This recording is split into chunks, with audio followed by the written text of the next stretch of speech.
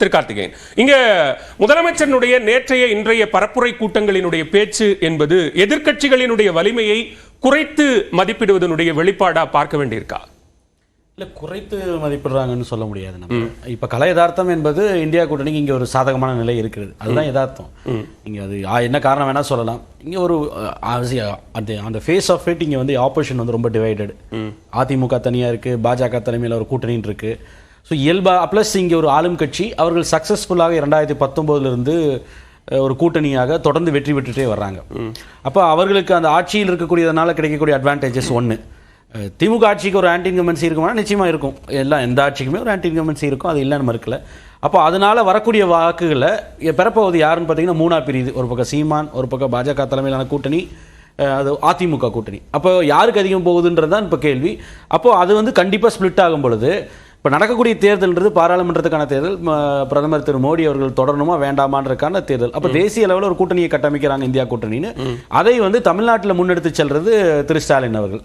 அப்போ அந்த 10 ஆண்டுகளான ஒரு ஆன்டி இன்கம்பன்சிக்கு எதிரான ஒரு வாக்குன்றது ஒரே பக்கமாக கன்சால்டேட் ஆகுது. கேட்கலாம், அதிமுக வந்து பாஜகவை விட்டு தனித்து வந்து விட்டது, தேசிய கட்சிகள் 2 பேரையும் அதை எதிர்க்கிறாங்களே அப்படின்னு.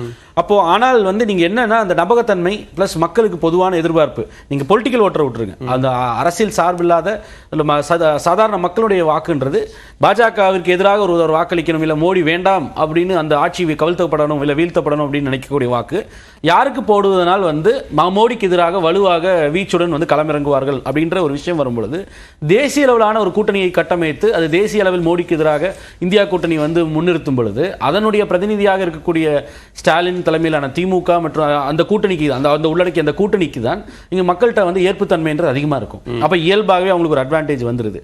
பிளஸ் அவர்களுக்கு இந்த 3 ஆண்டுகளில் செய்த திட்டம் ஆன்டி இன்கம்பன்சி எப்படி இருக்கோ ஸ்டாலினுக்கு, அதே போல அவர்கள் 3 ஆண்டுகளில் செய்த திட்டங்கள் அதனுடைய வளர்ச்சிகள் 1000 ரூபாய் கலைஞர் மகளிர் உதவித்தொகை கொடுக்குறாங்கன்னா அந்த 1.16 லட்சம் 6 கோடி 1.16 கோடி மகளிர் அந்த குடும்பங்களுக்கு போகும்பொழுது அதனுடைய தாக்கம்ன்றது சேர்ந்தே வரும்.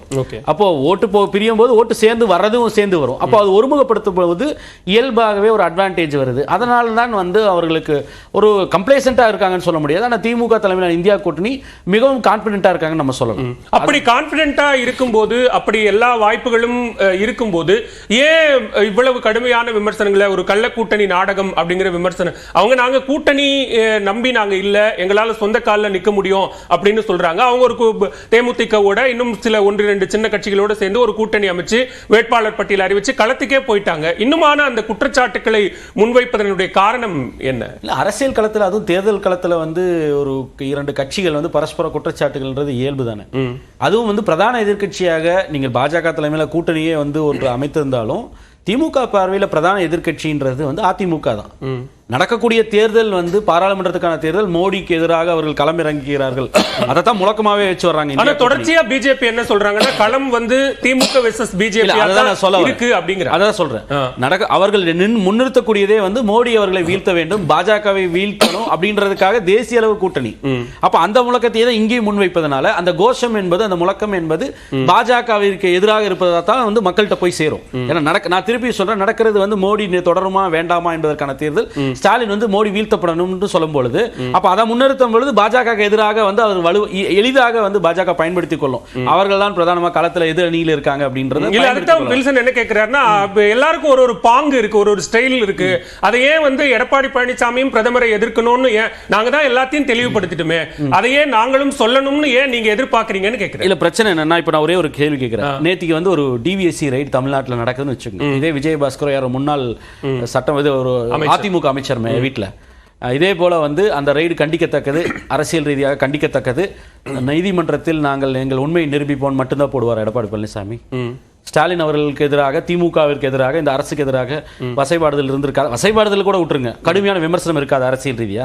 நிச்சயமா இருக்கும். எம்ஆர்வி ஜெயவர்தன் வீட்டில் வந்து டிவிஎஸ் ரைட் போனப்போ இந்த பேச்சுக்கெல்லாம் வந்தது இல்லை.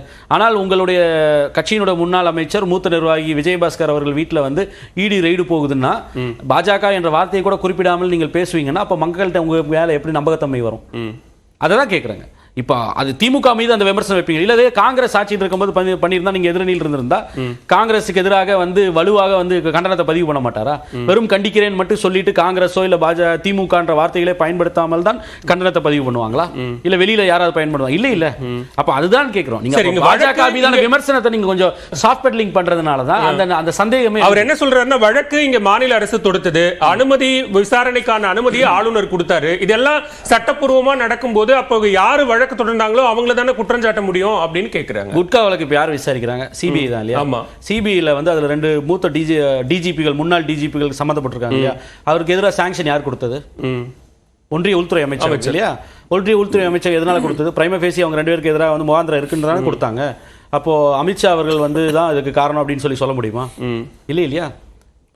வழக்கு போட்டாலும் அவங்க அது சாங்ஷன் கொடுக்கக்கூடியது ஒன்றிய உள்துறை அமைச்சகம் கொடுக்கும்போது என்ன காரணத்திற்காக 2 முன்னாள் டிஜிபி மூத்த ஐபிஎஸ் அதிகாரிகளுக்கு எதிராக ஜார்ஜ் மற்றும் ராஜேந்திரனுக்கு எதிராக கொடுக்குது அப்படின்னா, அப்போ அவர்கள் வந்து ஒன்றிய உள்துறையின் பார்வையில், அமித்ஷாவின் பார்வையில் அந்த அமைச்சகம் அதுல முகாந்திரம் இருக்குன்னு தானே வந்து சாங்ஷன் கொடுத்தாங்க. அதே அடிப்படையில் தான் இந்த வழக்கிலையும் கேட்கறாங்க. அதனால தான் இடி வருது. அப்ப இந்த இடி வருதுன்றது அந்த டைமிங்கை தான் நீங்க விமர்சனம் பண்றீங்க. ஆனா அந்த விமர்சனத்துல பாஜக மீது ஒரு மென்மையான போக்கு கடைபிடிக்கும் பொழுது இந்த நீங்க என்னதான் சால்ஜாப் சொன்னாலும் வந்து மக்கள் ஏத்துக்க மாட்டாங்க. குறுக்கிட விரும்பினாங்க. சுருக்கமா சொல்லிடுங்க. நான் சார்ட்ட முதற்கட்ட பார்த்து சொல்றதை நான் ஏத்துக்கிறேன், இல்லைன்னு சொல்ல. அதாவது இப்ப நம்ம ஸ்டாலின் அவர்கள் பாணியிலே சொல்லணும்னா அரசியல் பண்ணாம அவியலா பண்ணுவோம்னாரு. அதிமுக அரசியல் தான் பண்ணோம். தமிழ்நாட்டில் 38 எம்பிக்கள் யாருடைய ஆளுமையின் கீழ், யாருடைய ஆற்றலின் கீழ் வந்திருக்கிறாங்க, ஜெயிச்சிருக்கிறாங்க அப்படின்னு திமுக தான். அப்போ பிரதான எதிரியா அதை மடைமாற்றி விட திமுகவை தான் குறை சொல்வாங்க. ஏன்னா நீங்க எப்படி பிஜேபி கூட நீங்க மறைமுகமா இருக்கிறீங்கன்னு சொல்றாங்களோ அதே மாதிரி அவர் எந்த பாணியில சொல்றாருன்னா திமுக பிஜேபி கூட மறைமுகமா இருக்குது, திமுகவின் தூண்டுதல் தான் இது நடக்குது, திமுக போட்ட வழக்கால தான் இது நடக்குது, என்றைக்கு நாங்கள் பிரிந்தோமோ அப்போ நீங்க 2 பேரும் ஒண்ணா சேர்ந்துட்டீங்க, அந்த பாணியில் தான் அவர் பேசுறாரு. திமுக அமைச்சரை ஏற்கனவே ஒருவரை வந்து இடி கைது செய்து உள்ள வச்சிருக்காங்க. இன்னொரு அமைச்சருக்கு எதிராக வந்து நீங்க வழக்கு அடுத்தது வந்து அடுத்த வழக்குகள் வந்துட்டு இருக்கு. இந்த திமுக சொல்லி தான் வந்து விஜயபாஸ்கருக்கு எதிராக வந்து அமித்ஷா வந்து இடி அமைச்சிருக்காருன்றது உண்மையிலேயே பெரிய ஒரு நகைமுரண். விமர்சனம் வைப்பது.